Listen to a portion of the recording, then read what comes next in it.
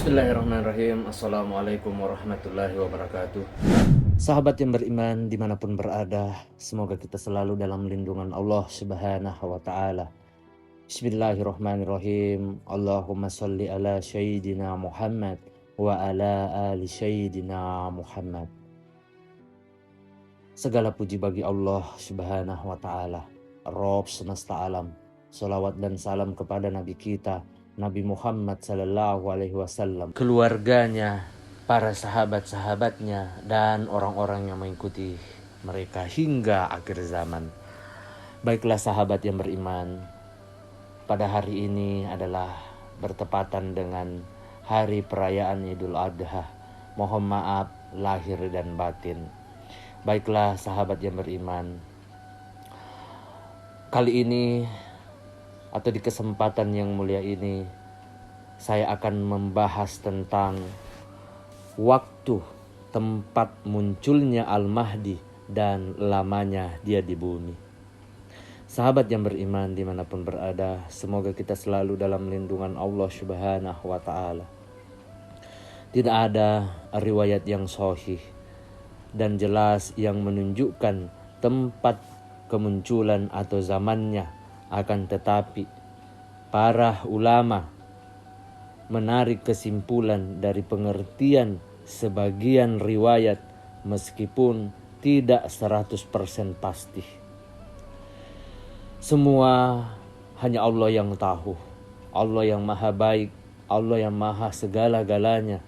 Mengenai tempat, waktu, kita pasrahkan saja kepada Allah Subhanahu wa Ta'ala.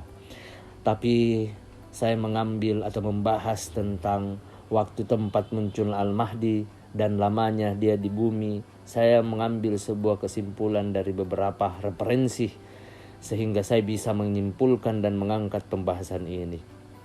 Baiklah sahabat yang beriman, Hafiz Ibnu Katsir dalam Al-Fitan wal Malahim berkata, kemunculan Al-Mahdi terjadi di akhir zaman, di negara-negara belahan timur, bukan dari sidrap samurai seperti yang diklaim oleh orang-orang Syiah yang bodoh, di mana Al-Mahdi telah berada di sana saat ini.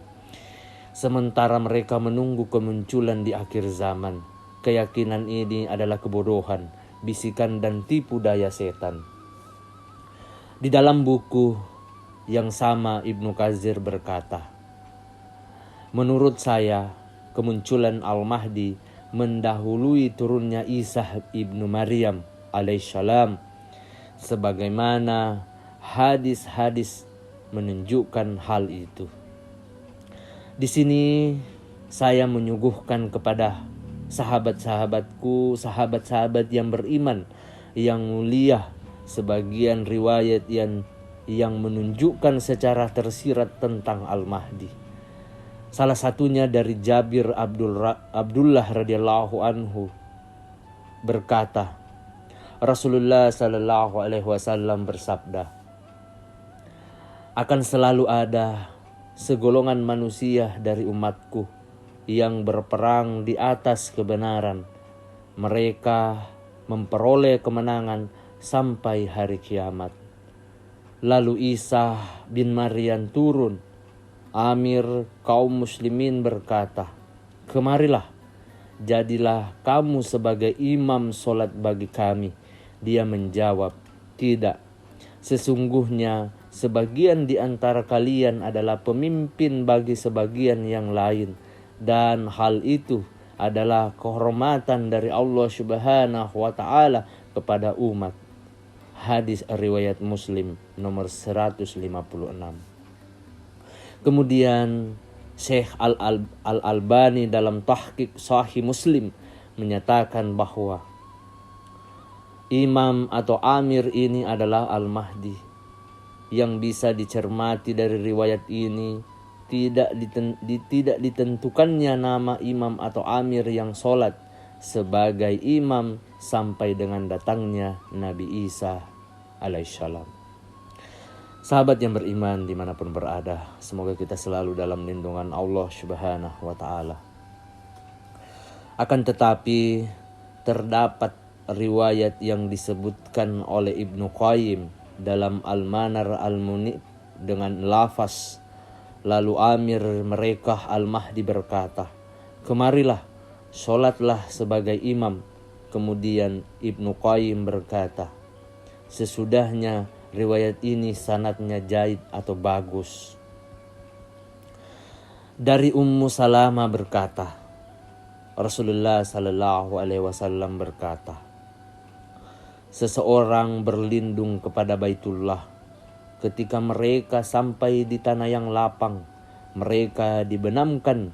Ummu Salamah berkata, "Ya Rasulullah, bagaimana dengan orang yang terpaksa?" Nabi sallallahu alaihi wasallam menjawab, "Dibenamkan bersama mereka, tetapi dia dibangkitkan pada hari kiamat sesuai dengan niatnya." Hadis riwayat Muslim nomor 2882 dan At-Tirmizi nomor 1272. Sahabat yang beriman dimanapun berada, pendapat lain dari Habsyah bahwasanya Rasulullah Sallallahu Alaihi Wasallam bersabda, akan berlindung dengan rumah ini suatu kaum, mereka tidak mempunyai perlindungan, tidak pula memiliki sekutu, dan tidak pula memiliki perlengkapan untuk membela diri. Sebuah pasukan diutus kepada mereka. Ketika pasukan ini sampai di tanah lapang, mereka dibenamkan. Hadis riwayat Muslim nomor 2883 dan An-Nas'i 207. Sahabat yang beriman dimanapun berada, kedua riwayat dari Ummul Mukminin ini mengandung isyarat yang jelas adanya seseorang yang berlindung kepada Baitullah dan bahwa dia dari Quraisy. Dia didukung oleh pertolongan dari Allah Subhanahu wa taala dengan membenangkan musuhnya. Akan tetapi, apakah dia adalah Al-Mahdi yang namanya secara nyata disebutkan dalam hadis-hadis sahih di atas? Tidak ada dalil yang qat'ah dalam hal ini, akan tetapi secara tersirat adalah dia, wallahu alam bissawab. Sahabat yang beriman dimanapun berada, hadis-hadis sahih telah menyebutkan adanya seseorang khalifah di mana kemakmuran mencapai puncaknya pada zamannya, sehingga dia meraup harta kekayaan dengan kedua tangannya tanpa menghitungnya. Dia membagikan harta itu tanpa ada istilah perhitungan. Akan tetapi riwayat-riwayat itu tidak menyebutkan nama khalifah tersebut. Dari Abu Sa'id Al-Khudri bahwasanya Nabi Sallallahu Alaihi Wasallam bersabda, akan muncul di kalangan kalian seorang khalifah yang meraup harta kekayaan dengan kedua tangannya tanpa menghitungnya. Dalam riwayat lain juga memberikan harta kepada manusia tanpa perhitungan. Dalam riwayat lain juga akan muncul di akhir umatku seorang khalifah yang meraup harta kekayaan dengan kedua tangannya. Hadis riwayat Muslim nomor 2913. Sahabat yang beriman dimanapun berada, dari beberapa kumpulan riwayat di atas, jelaslah bagi kita secara tersurat dan tersirat bahwa Al-Mahdi adalah seorang yang sahih yang muncul dari arah timur. Dia lari dari Madinah berlindung ke Baitullah, lalu dia dibayat di Ka'bah yang mulia di antara rukun dan makam. Lalu satu pasukan diutus untuk membunuhnya, tetapi mereka dibenamkan. Allah Subhanahu wa taala memberikan pertolongan dan dukungan kepadanya, dan dia berhukum kepada Islam. Dia menyebarluaskan keadilan di antara manusia. kemakmuran dan ketentraman merata. Dia bertemu dengan Nabi Isa alaihissalam. Dia menjadi imam bagi umat dan Nabi Isa sholat di belakangnya. Lalu dia membantunya membunuh Dajjal. Dia hidup 7 atau 9 tahun. Jadi sahabat yang beriman, kesimpulan-kesimpulan riwayat di atas sungguh luar biasa dan bisa kita yakin, bisa kita jadikan sebagai referensi atau tambahan sebagai referensi tentang kemunculan waktu dan berapa lama Imam Mahdi serta kapan dan di mana tempatnya.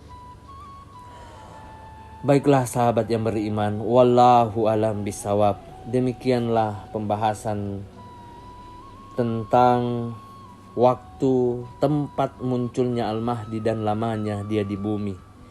Saya sekedar mengingatkan sahabat yang beriman dimanapun berada, semua ini atas izin dari Allah Subhanahu wa ta'ala. Kita sebagai manusia biasa, insan yang biasa yang penuh dosa, hanya bisa berpasrah kepada Allah Subhanahu wa ta'ala akan takdir terbaik yang ditunjukkan kepada kita semua, terutama saya pribadi dan sahabat-sahabat beriman dimanapun berada. Saya akhiri dengan ucapan mohon maaf apabila ada salah kata ataupun ucapan dalam video ini. Perlu kita ketahui bahwa kebenaran dan kebaikan itu hanya milik Allah Subhanahu wa ta'ala. Kekurangan serta kesalahan itu datangnya dari saya pribadi selaku manusia biasa yang tidak pernah luput akan kesalahan. Akhir kata, wabillahi taufiq wal hidayah. Wassalamualaikum warahmatullahi wabarakatuh.